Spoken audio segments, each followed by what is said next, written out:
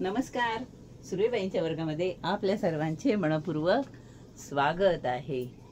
आजच्या माझ्या तासाला आपण शिकणार आहोत मराठी व्याकरण. मराठी व्याकरणातला अगदी महत्त्वाचा जो प्रकार आहे किंवा महत्त्वाचा जो घटक म्हणता येईल तो म्हणजे आहे समास. ज्याला समास येतो त्याला मराठी व्याकरणामध्ये पैकीच्या पैकी मार्क मिळतात.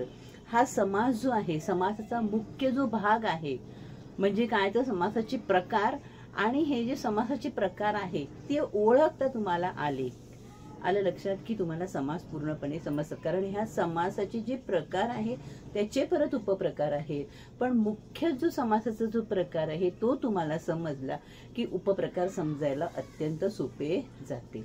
आधी आपण सर्वात आधी समासाचे प्रकार शिकायच्या आधी समास म्हणजे काय ते आधी शिकूया. समास म्हणजे काय, आपल्या म्हणजे आपली जी भाषा आहे त्या भाषेमध्ये बोलण्यामध्ये काय होतं, आपण 2 ते 3 शब्द एकत्र करून बोलतो. म्हणजे शब्द जोडण्याच्या प्रकाराला, त्याचा थोडक्यात अर्थ शब्द जोडण्याच्या प्रकाराला समास असे म्हणतात. समास म्हणजे काय की 2 किंवा 3 शब्द एकत्र करून त्याचा एकच शब्द तयार करतो, त्याला म्हणतात समास. आलं लक्षात. म्हणजे आपल्याकडे आता समजा पोळी लाटण्यासाठी असलेला पाट हा शब्द झाला एक मोठा. पोळी लाटण्यासाठी असलेला पाट त्याला आपण पोळपाट किंवा पोळीपाट म्हणतो. किंवा वडा घालून केलेला पाव, वडा पाव, वडा घालून केलेला पाव, मग आपण एक शब्द त्याचा काय बोलतो, वडा पाव. पुरणपोळी म्हणजे पुरण घालून तयार केलेली पोळी, एकच शब्द काय आहे त्याचा, समास काय त्याचा तयार झाला, पुरणपोळी. म्हणजे हे जे एवढे मोठे शब्द आहे त्याच्यासाठी जो एकच शब्द आपण तयार करतो, 2 ते 3 शब्द एकत्र करून जो एक शब्द तयार केलेला आहे त्याला काय म्हणतात, समास. आलं लक्षात. मग ह्या समासाचे परत 4 प्रकार पडतात. तर तुम्हाला समास म्हणजे काय ते समजलं. 2 किंवा म्हणजे शब्द एकत्र करण्याच्या पद्धतीला, जोडण्याच्या पद्धतीला समास असं म्हणतात. हे थोडक्यात झालं. ह्या समासाचे 4 प्रकार आहेत, मी फळ्यावर लिहून ठेवलेले आहे. 4 प्रकार कोणते आहेत, अव्ययीभाव समास, तत्पुरुष समास, द्वंद्व समास आणि बहुव्रीही समास. तुम्हाला परीक्षेला एखादं म्हणजे असं शब्द दिलेला असतो आणि त्या समासाचा प्रकार ओळखा सांगितलेला असतो. मग या 4 प्रकारांपैकी तुम्हाला तो समास कोणता आहे तो ओळखायचा असतो. तो अव्ययीभाव आहे, तत्पुरुष आहे, द्वंद्व समास आहे की बहुव्रीही समास आहे ते तुम्हाला ओळखायचं असतं. आता ह्या 4ही प्रकारांचं अगदी सोप्या भाषेमध्ये तुम्हाला समजेल असं मी त्याचं वर्गीकरण, त्याचं वर्णन त्याचं मी करणार आहे. तर हे समासाचे 4 प्रकाराचं वर्गीकरण तर केलेलंच आहे, पण मग आता हे अव्ययीभाव समास म्हणजे काय, तत्पुरुष समास म्हणजे काय, द्वंद्व समास म्हणजे काय आणि बहुव्रीही समास म्हणजे काय ते आपण आता शिकूया. आता पहिला जो आहे अव्ययीभाव समास, त्याच्या नावामध्येच आहे अव्ययीभाव समास. म्हणजे त्या समासामध्ये अव्यय असतं, प्रथम अव्यय असतं. बघा हा आता एक समास ओळखण्याची एक अत्यंत सोपी पद्धत म्हणजे काय, तर अव्ययीभाव समासामध्ये प्रथम पद जे असते त्याला प्राधान्य असते. प्रथम पद प्रधान म्हणजे मुख्य, प्रधान म्हणजे काय तर मुख्य. हे जे प्रथम पद म्हणजे 2 पद असतात समासामध्ये. किती पद असतात, 2 पद असतात. मग त्या 2 पदामध्ये प्रथम पद मुख्य असते, प्रधान असते, त्याला अव्ययीभाव म्हणतात.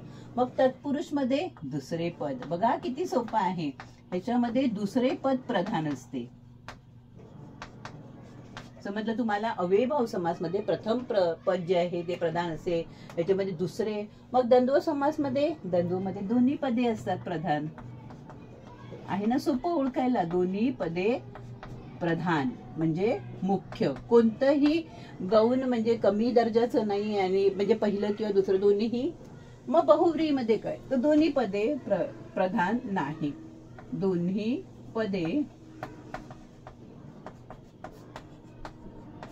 प्रधान नसतात. आता तुम्हाला हे तर समजलं.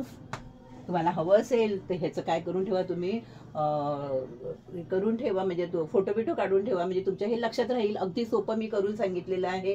प्रथम पद प्रधान, दुसरे पद प्रधान, दोन्ही पदे प्रधान आणि दोन्ही पदे प्रधान नसतात. बरं आता ओळखायचं कसं, मी काय सांगितलं, इथे प्रथम पद जे आहे ते काय असते, प्रधान म्हणजे तुम्हाला काय सांगितलं मी, मुख्य असते. आणि ह्याच्यामध्ये अजून एक कसं असतं की प्रथम पद जे आहे ते अव्ययी भाव असते आणि जे तयार झालेला जो समास आहे तो क्रियाविशेषण असतो. म्हणजे काय क्रियाविशेषण म्हणजे काय, तर क्रियेबद्दल विशेष माहिती सांगणारा शब्द. तर तुम्हाला उदाहरणासाठी मी काही शब्द इथे सांगत आहे म्हणजे मग तुमच्या लक्षात येईल. आता इथे आहे समजा यथाशक्ती शब्द घेतला मी, यथाशक्ती. आता यथाशक्ती ह्याची जर आपण फोड केली, समासाची फोड करायला पण येते. म्हणजे हे जे दोन पद आहेत, आता इथे यथा आणि शक्ती ही दोन पद आली आहेत, एकत्र करून आपण हे बनवलेलं आहे का यथाशक्ती शब्द. ह्याचं काय फोड होते शक्तीप्रमाणे. म्हणजे इथे यथा शक्ती महत्वाची नाहीये, इथे महत्वाचं काय आहे यथा. यथा म्हणजे काय प्रमाणे, म्हणजे ज्याची शक्ती जेवढी असेल त्याप्रमाणे असा त्याचा अर्थ होतो. म्हणून यथा शक्ती. आ जन्म. आ जन्म म्हणजे काय, जोपर्यंत आपण जिवंत आहोत तोपर्यंत म्हणजे आ जन्म. म्हणजे इथे आ पहिलं पद इथे काय असते, जन्म महत्वाचं नाही, आ जन्म म्हणजे जोपर्यंत आपण जिवंत आहोत, जोपर्यंत माझा जन्म आहे तोपर्यंत आ जन्म. तसे क्षणोक्षणी. क्षणोक्षणी म्हणजे काय तर प्रतिक्षणी. आलं लक्षात. गल्लो गल्ली हे जे शब्द आहे ते काय आहेत, अव्ययी भाव समासाची उदाहरणं आहेत. सांगितलेलं समजलं तुम्हाला ना. शनोशनी, गल्लो गल्ली, दारो दारी हे जे शब्द आहेत हे सगळे अव्ययी भाव समासाची उदाहरणे आहेत. समजलं. प्रथम जे आहे म्हणजे पहिलं पद, शब्दांची जेव्हा फोड होते दोन पद. पद म्हणजे काय, ते शब्दालाच पद म्हणतात. आलं लक्षात. पहिलं पद आणि दुसरं पद. त्याच्यातलं पहिलं पद जर प्रधान असेल, मुख्य असेल तर त्याला अव्ययी भाव समास असे म्हणतात. आणि ही अव्ययी भाव समासाची जी उदाहरणं आहे ती क्रियाविशेषणं असतात. म्हणजे क्रियेबद्दल विशेष माहिती सांगणारा शब्द असतो.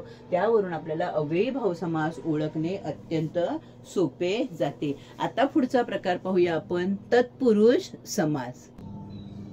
आता तत्पुरुष समास मध्ये पाहणार आहोत आपण की दुसरं पद प्रधान असते, म्हणजे दुसरं पद मुख्य असते. व दुसरं पद मुख्य असते म्हणजे दुसरं पद जे आहे ते काय असते, एक तर नाम असते किंवा विशेषण असते. लक्षात ठेवा, दुसरं पद हे काय असते, नाम तरी असते किंवा ते विशेषण तरी असते. मग कोणती उदाहरणं आपल्याला देता येतील, म्हणजे उदाहरणार्थ समजा राजपुत्र. मग आता राजपुत्र ह्या शब्दामध्ये राजपुत्र हा शब्द आहे. मग ह्याच्यामध्ये महत्वाचं काय आहे तर तो पुत्र. कोणाचा पुत्र, राजाचा पुत्र. पण पुत्र हा दुसरा जो शब्द आहे तो काय महत्वाचा आहे. किंवा गायरान म्हणा, असे जे शब्द आहेत म्हणजे ह्याच्यामध्ये दुसरं पद काय असते, महत्वाचं असते. तत्सम. इथे सम, त्यास तत्सम म्हणजे त्याप्रमाणे, त्यासारखा. सम हा शब्द काय आहे, महत्वाचा. म्हणजे जिथे दुसरं पद महत्वाचं असते त्याला काय म्हणतात, तत्पुरुष समास असे म्हणतात. ह्याचे अनेक परत प्रकार आहेत, उपप्रकार आहेत. हे सर्व एकदम एका व्हिडिओमध्ये करता येत नाही. म्हणून मी तुम्हाला फक्त 4 जे समास मुख्य आहेत ते कसे ओळखायचे ते तुम्हाला मी सांगत आहे. अव्ययी भाव मध्ये प्रथम पद सांगितलं, तत्पुरुष मध्ये दुसरं पद महत्वाचं असते. राजपुत्र, राजवाडा वगैरे.